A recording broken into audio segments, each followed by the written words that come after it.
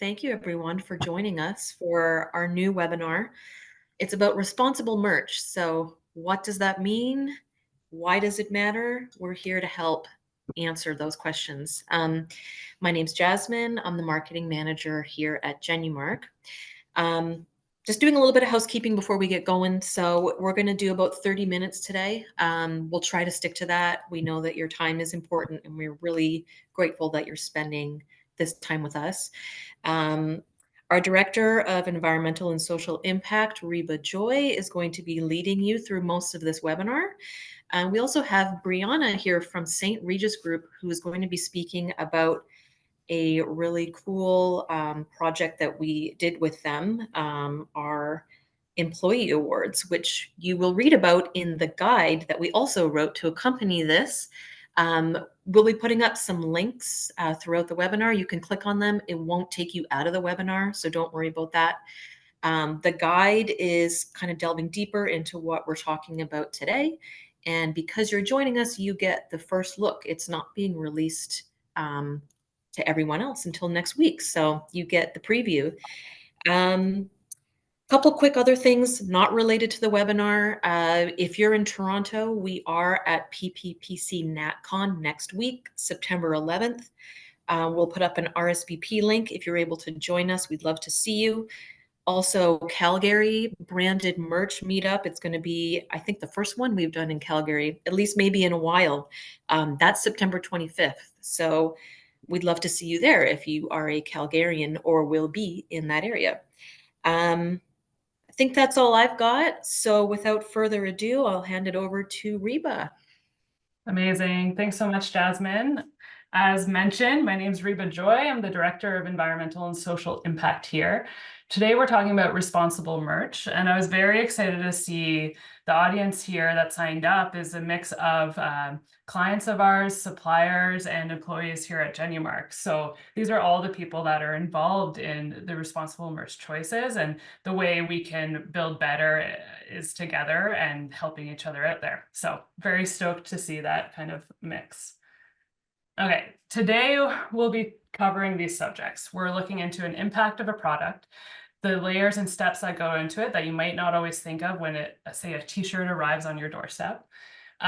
Responsible sourcing practices, what we can be doing today, what we can learn about different options out there.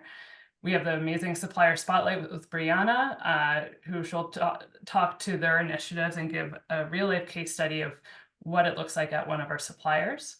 And then we'll get into what's coming next. What are we looking towards, along with what's your impact? What are your choices within all this, and how we can help support that on your responsible sourcing journey.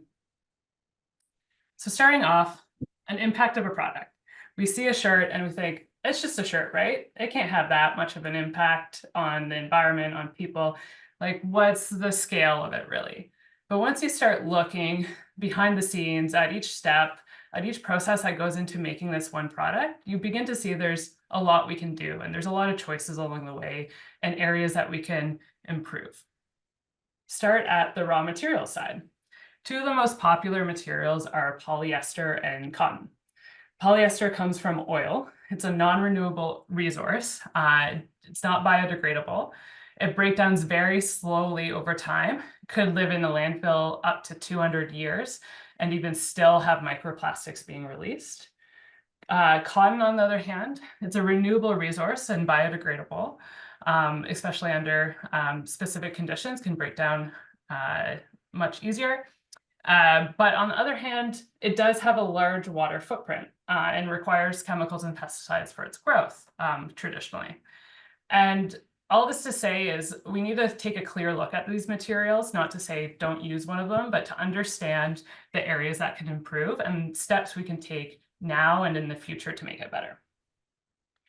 Then we're looking at the manufacturing process. I'm not going to break down each step. There are a lot that go into it, but there's dyes involved. There can be chemicals and harmful ones involved if not careful.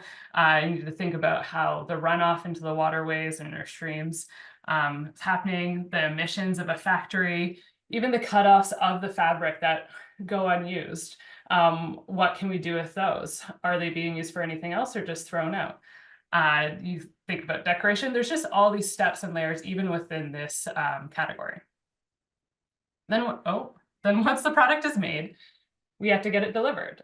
Sometimes that requires extra packaging or protective packaging. Sometimes it's wrapped in plastic and doesn't need that extra packaging. So what are solutions for that to keep it clean and sorted? Even the boxes, where is that wood, that cardboard sourced from? And then we get into shipping methods. If you're sending by truck versus air, you can save a lot of emissions. It can be up to 8 to 10 times emissions more to send it by air. Or if you're bringing it from overseas, choosing boat or ship instead of air, because that can be 10 to 50 times more emissions for that choice. It does extend the timeline a lot, but just thinking about how even timeline can have an impact on how you're sourcing things. And then once you're done with the product, it's served its use, hopefully for many, many years. What happens to it? Does it break down? Can it be recycled? Can it be upcycled? Or is it going to sit there for longer than our lifespans? It's a subject on a lot of people's minds these days, and looking towards what we can do better there. Oops. 1 second. And then along the way, in every step, there's the impact we have on humans. We can have a positive or negative impact. There can be, we have seen how these opaque supply chains can lead to issues where there's very unsafe conditions, there's factories collapsing, there's forced labor and child labor, and none of us made these systems and none of us want to be supporting these. But now that we're more aware and we're seeing steps of what we can do, we have to choose those steps. We have to vote with our own spend, vote with our voice, and amplify each other's voices to speak up for the workers and to make sure there's fair, safe, and dignified places for everyone to work and to thrive. Which brings me to responsible sourcing practices. I'm bringing up some pretty big subjects, and it can be hard to know where to start or how to tackle it. And part of the problem is we want to solve it all at once, but I chose these words very specifically. The word practice, because we need to do it every day. We need to work on it bit by bit. If you think about it like a sport, say you're learning tennis for the first time, you're not going to pick up a racket, maybe take one lesson and be like, all right, got it. I'm going to the Olympics. Cheer me on. There's a lot more that goes into it. First, you need to learn how to hold the racket. You need to learn how to swing it. And then you need to practice swing it many, many times. You need the help of a coach to guide you on what you're doing well, what you can improve. You need to learn from others, be pushed competitively in friendly competition, and just continue to grow in your skill set. It doesn't happen in a day. It takes time and steps day after day to do it. Same goes for responsible sourcing. And that's what I do too, leaning on others to learn from and working at it bit by bit. Today, we'll look at a few areas that you can start to put in practice today and work alongside us with it. First, we'll talk about comparing materials and looking for some lower impact options. We talked about polyester earlier. There's now recycled polyester, rPET. And this has benefits where we're not pulling new materials from the ground. We're using something that's already existed, has been used, might even end up in waterways, and it's been rescued for that, and is now melted down into pellets and made into new material. So that's a bonus. We're not pulling something new, but it still has the drawback of it's not going to biodegrade. It's going to have those microplastics and last a long time. This isn't to say, we need to both look at the steps of improvement without forgetting the parts that still need to be improved. So it's not to say don't use it, it's just be realistic of where we're at and see this as part of the solution or a step in the solution and not the full one. And the same goes for cotton versus organic cotton. Organic cotton reduces the water footprint, but it's still much, much larger than polyester. For example, I've seen that virgin cotton can be about 20,000 liters per kilogram in one life cycle analysis I saw, and polyester can be under a liter. Organic can be 50 and 16,000. So it's reducing significantly, but it's still a large water footprint. It also reduces pesticides and things like that. Again, it could be steps towards better, but it's not perfect, and recognizing those. Alternatives to look towards, and there could be drawbacks here that we'll learn about, but starting with their renewable resources, biodegradable qualities, have a lower footprint, water footprint than cotton, shows promise. And it's materials we don't see a ton of in our industry now. We're seeing it a bit more in retail, and wanting to see those trends come over as well. But in the guide, you'll see explanations of each and benefits that can be there, as well as examples that we do have currently. I do have an asterisk by bamboo. This has been something that's been a culprit of greenwashing in the past, especially when it's being made into like a soft t-shirt material. It's not keeping its original form of bamboo. It has to be broken down into mush and made into a new material. Often chemicals are used, harmful ones for the environment and sometimes people. So it can have a negative impact. Still, there's a mechanical process available, which is lower impact, but higher cost and more labor intensive. So we don't see that as much. So all of this is to say, like, just take it with a grain of salt. If you're getting something with bamboo, like hard goods can still be good, or a promising alternative because it's not being broken down by chemicals. It's still retaining the form. So hard goods such as cutting boards and coasters and that kind of thing. But it's just one of those ones to make sure you're doing your research on the claim or leaning on our account reps and our company to help you with that. Now, thinking about single-use or limited-use products. Asking these questions before you buy a product, I think is very useful. Ask, does it pass the 15-minute test? Does it have a purpose beyond those first 15 minutes? Does the purpose extend beyond the event? If the answer to either of these is no, consider first, see if there's an alternative that is reusable that would have a longer product lifespan. Then see if there's a lower impact alternative, or consider eliminating it from your merch strategy. Can you use that budget somewhere else to maybe offset some higher cost items that have a fair labor certification or a reason why it would be supporting more responsible sourcing? So it's also about rethinking your strategy and how you're directing your spend. Which leads me into reusable habits. So the example in the middle here are these Nature Bee beeswax wraps that help with your food wrap instead of a plastic cling wrap that gets thrown out after one use. I received one of these years ago, and it made me rethink what I was doing at home and my personal habits there. And it made me take a look at how much single-use plastic was there. So cut to 5-ish years later, I haven't bought cling wrap in that many years. I'm using reusable containers and bags and wraps as an alternative. Then on the right here, we have a stainless steel cup. Using these at events, at stadiums, I'm starting to see it. I've seen it at a few concerts instead of plastic. It's something that can be reused and brought home as kind of a memento of the event. But also, when it is recycled, it has a very high recycling rate. Stainless steel does. 95% of all stainless steel that goes into recycling does get recycled. And that's not the case for all materials. And it can be infinitely recycled and remade into new products. Then looking for extra verification. Certification is one of those ways to give you that extra layer of verification. And these are ones we're seeing commonly in our industry and that have additional third-party audits and that layer that's checking on it. If you're seeing ones beyond these, just take a look to see if it's all self-assessment or self-disclose, so you know what you're getting. And in our guide, you'll see further explanations of each of these, as well as products that align with it.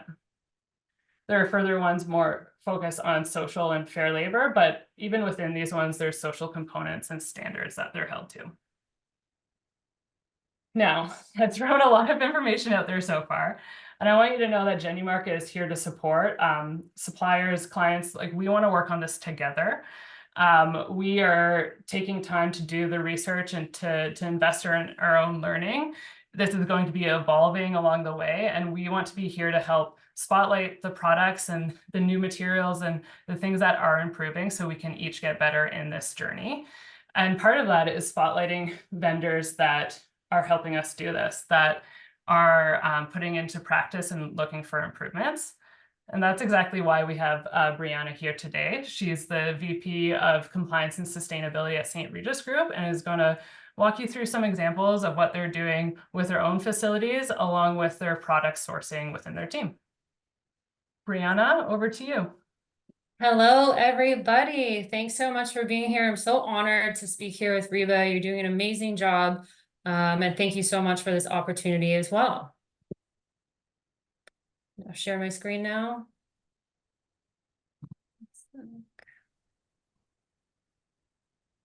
Okay, did I do it?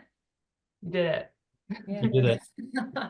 Okay, so thank you so much for attending today. I get pumped to talk about heat pumps. And if you don't know what a heat pump is, don't worry, because I'm going to talk about it in part of our decarbonization strategy. So at St. Regis Group, we are a supplier and a manufacturer. So we do have pretty big facilities, and that means we do have a big carbon footprint, which is inevitable when you have big buildings.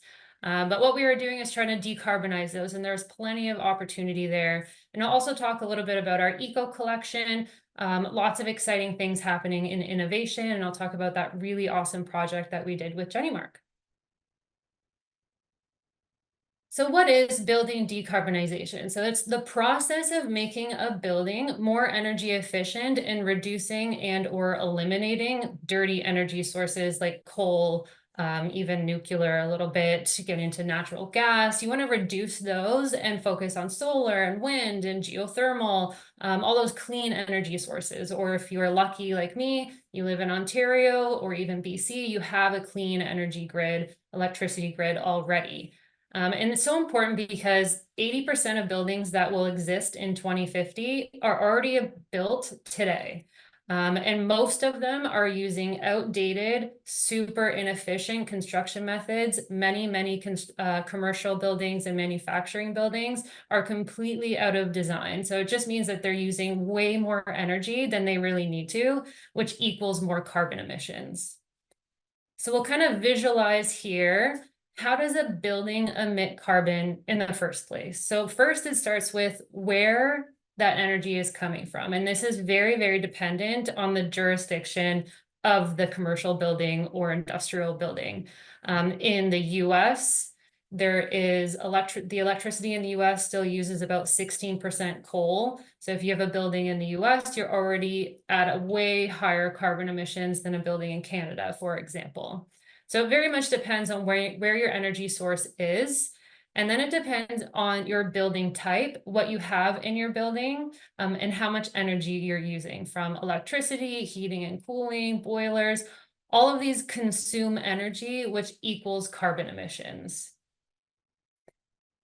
But like St. Regis, we are working on low carbon buildings, and this means that we are reducing all of our energy usage, which also reduces our carbon emissions at the same time. So even it's more cost effective on operations, we can actually set a net zero operations target, reducing hundreds of thousands of tons of carbon emissions every year.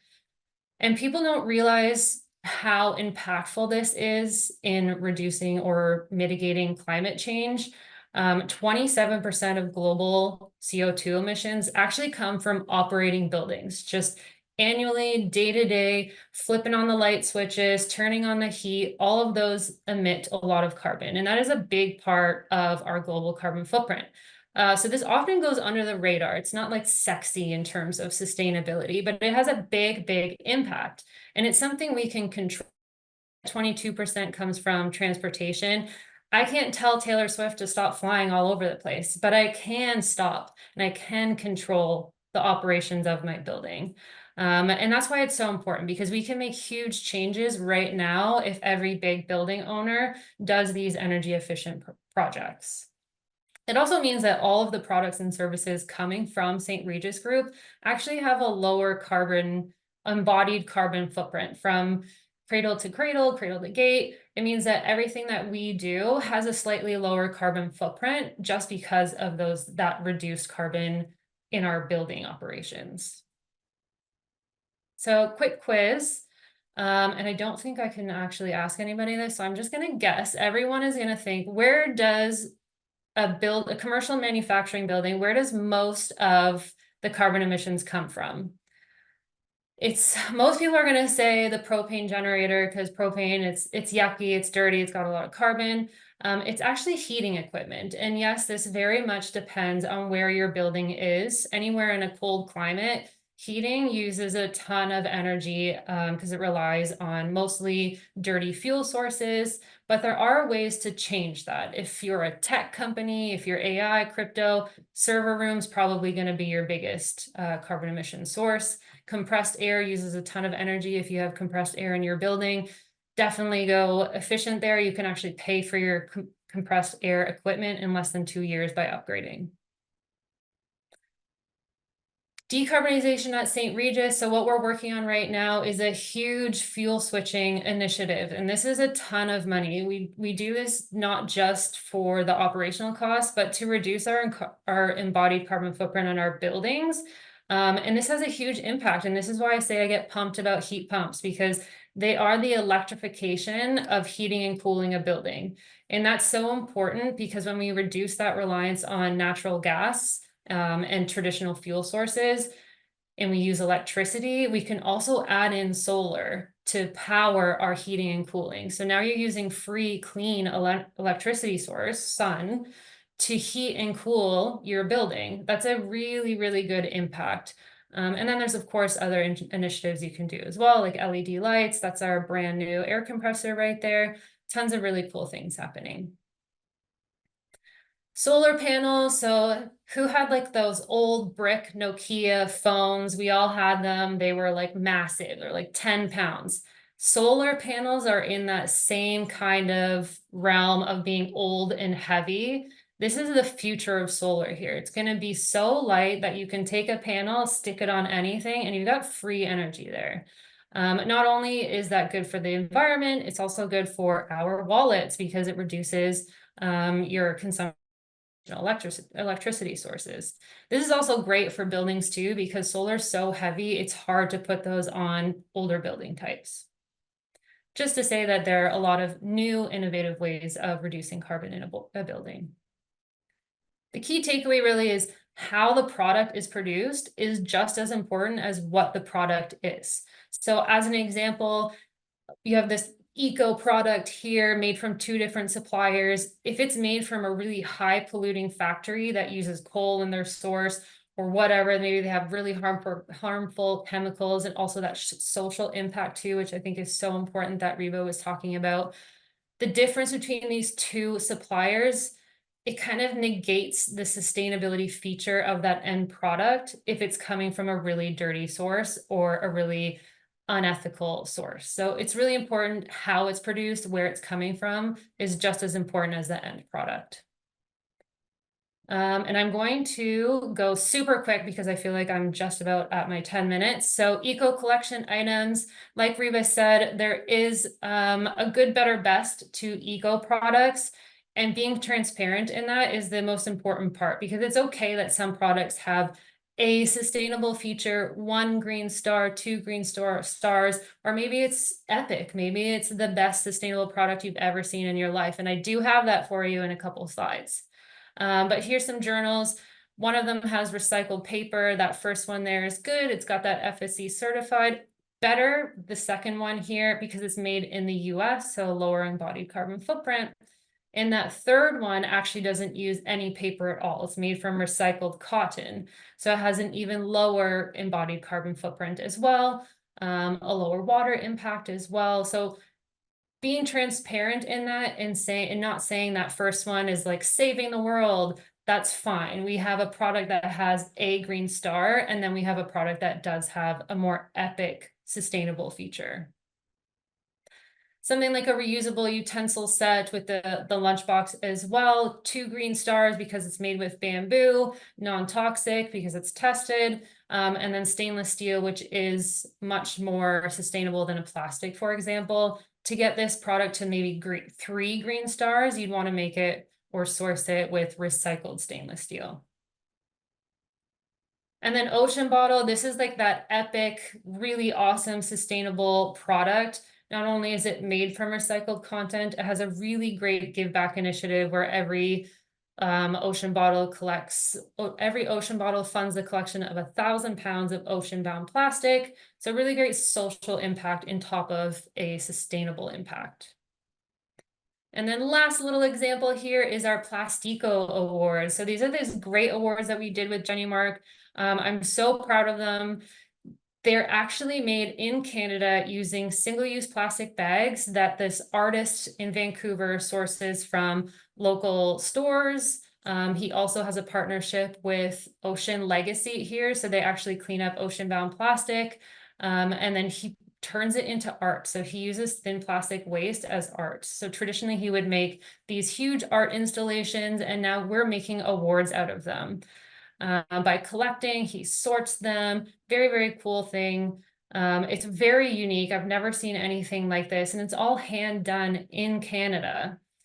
Then he goes over, he takes those plastic bags or even the fishing nets, he melts them in his kind of artistic lab here and refines it into these bricks. We cut them down and we make them into these beautiful, beautiful awards that have a great impact and a great story. Also using eco packaging as well, recycled content. This paper here is actually upcycled from other sources in our factory. And then you have this ends product here. So made with recovered fishing nets is that black effect. And then this is kind of visualizes where those color schemes are coming from. It could be from this bag, it could be from a Costco tissue paper bag thing here. And it turns into this beautiful marble effect award. And really the key takeaway is every product, every brand, it has a story. And what story do you want to tell when you're giving away a product with your own branding on it? Do you want it to say, I care about you, I care about the environment, and I can be conscious of both when I'm providing you something. I care about your experience with my brand. And that's it. Amazing. Thanks, Brianna. And yeah, there's videos and more information on those awards in the guide as well. I'm just going to share my screen here. All right, so I want to give you a heads up. I'm going to run a few minutes over, but not too much over. And we are recording this, so if you have to head out right at 2:30, that is no problem. We'll get that to you after, but don't want to cut out these last few steps. So we've talked about what we can do now, what we're working on, what we're recognizing, and we also need to be looking forward of how we can continue to improve. And transparency and circular economy thinking are two really big ones that we need to have top of mind. We need more detailed receipts, information on where the products are coming from, how are they made, how they compare to other materials, those layers of verification we talked about, and so on. At Genumark, we're working on getting more detailed information there, and it'll be a growing process. One example is a supplier of ours having carbon footprint right on their product website, and also in their tags having a QR code where you can scan, see factory information, their certificates, and get a fuller picture of where this comes from. We have the same for some electronics, so you can start to compare products, but it's still a small sampling size. Would love to see this expanded so we can compare across the board and see which ones we can continue to just decrease carbon emissions. And then the circular economy. Right now, we're very much in a linear economy with like a little bit of a recycling twist there. We take, we make, we use, we waste, and throw into the landfill or waste. Sometimes we're able to recycle part of it or upcycle a bit. We really want to move much more towards this circular economy. And again, it's going to take steps, but it's really preventing things from going to the landfill instead of finding creative and innovative ways to reuse, upcycle. Maybe it's two industries working together. Even that example of the notebooks with the the scraps of the t-shirt and coffee grinds, coffee husks being used for the notebook cover and pages. There's ways that different manufacturers could work together.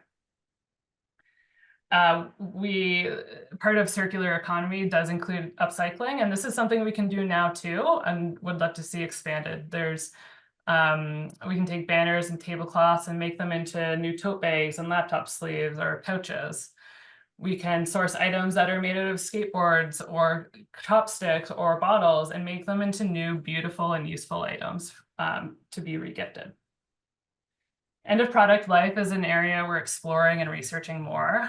We did a test last year with our shirts and some misprints or returns where they couldn't be donated. So instead they're shredded and then used to fill pillows, insulation, or even boxing gloves.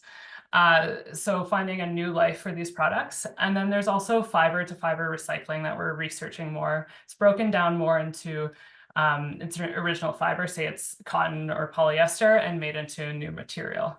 So areas we're exploring, and if that's something that you're interested in collaborating with or joining us for this journey, I would love to hear from you, and you can reach out to me or your account rep. And then ending off with your impact, what we can do as consumers, as clients, to make a difference.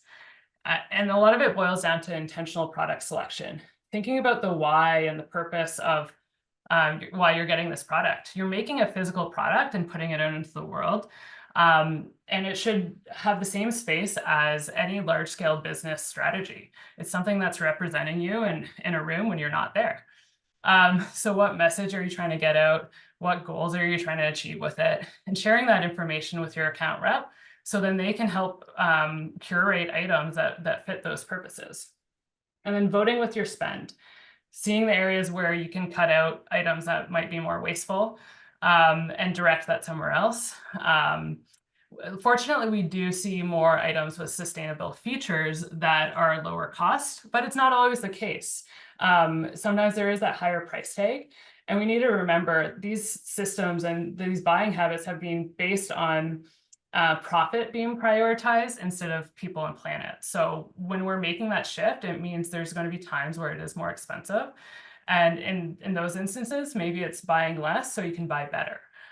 So being strategic with how you spend that and putting it towards those items where you see the extra steps they're taking for improvement. And last thing I want to mention here is design. This is something we believe in so much that we have a design team that's here to help. We've also collaborated with outside artists to bring beautiful designs for Black History Month and Pride, because we believe in the power of the design to really capture people's attention and extend a product's life cycle, product use and purpose. And bringing it back to the purpose and goals of why you're buying merchandise. If you're trying to attract new clients or prospects, a shirt with your logo large across it isn't going to capture their interest. They haven't bought in yet. They want to know more about you. So instead, if we can create a design for you that incorporates your team messages and values and what you stand for, that's a much better way to guaranteeing that people will value this item and want to learn more about your company. I want to share a quick case study about a client that came to us looking for items for their Employee Appreciation Week. We learned lots about their company values, what they're working towards, and the messaging they wanted out there. And we came up with this collection of items: a shirt, a notebook, and reusable coffee cups. So these all represent different responsible practices too that I covered earlier today. So the cups, they're helping with the reusable habit, have some renewable resources used within the materials. The notebooks are FSC certified, so sourced from sustainably forested areas. And they also donate to education initiatives worldwide. The shirts are GOTS, Okotex, and SA8000 certified, which that means there's organic cotton, it's free from harmful dyes and chemicals, and there's fair labor and safe working conditions in the supply chains. And to added within all that is the design. It is a nod to the roots of the company, even though they're an international hotel brand now.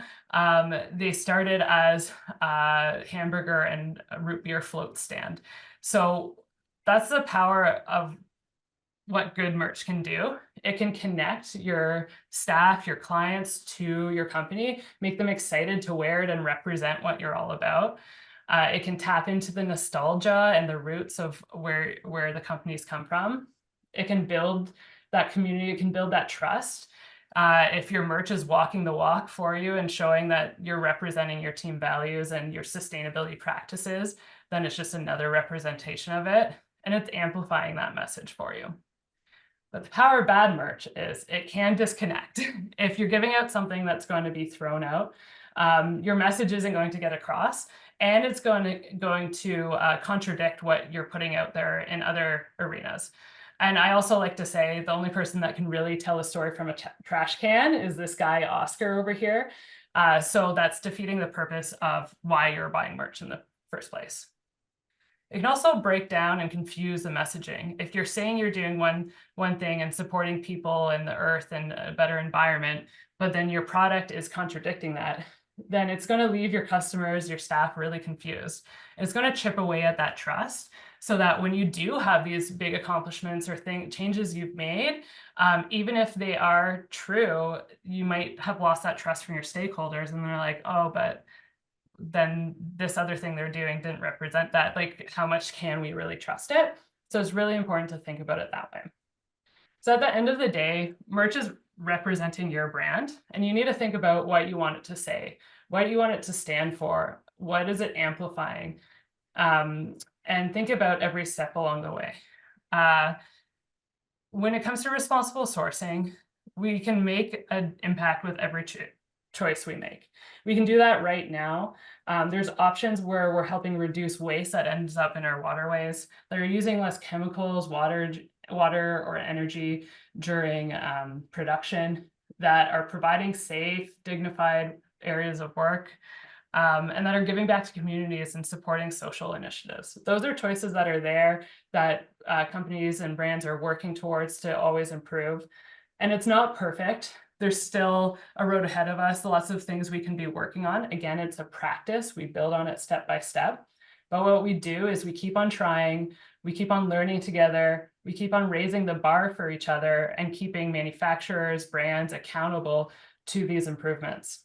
So let's keep on thinking about the impact we can make with our dollars, with our spend, and let's keep on getting better together. Thanks, everyone. Yeah, thanks. There's just been a Thank couple of you. questions that we can maybe address here. And if anyone else has some, I'm sure we've got a few minutes for additional ones. Brianna, when you were talking about the heat equipment being the major cause, someone asked, what about cooling, especially like in the southern US? Is the same kind of thing applicable to that as well? Yeah, so heat pumps in warmer climates are even better because they're 300 times more efficient than other types of equipment. And then you don't have to worry about that cold climate element that we have to worry about up here. So heat pumps in warmer climates are ultimately amazing for sustainability purposes and also reducing costs as well. Awesome. And then we had a few other questions of it. Is this webinar going to be available after? We are going to post it to our blog, and I'll also make a link available to all the account managers. So reach out to them and ask them for the link. I'll provide that shortly after this webinar finishes. And if no one else has got any other questions, Jasmine, do you have anything else to add, or Reba, Brianna? No, just thank you everyone for taking the time today. We really appreciate your interest in this topic. Yes, exactly. Thank you so much. It was great talking with all of you today. And thank you again, Brianna. Thank you. Honored to be here. Thanks, everybody. Thanks, everyone. Take care. Have a great day, everyone.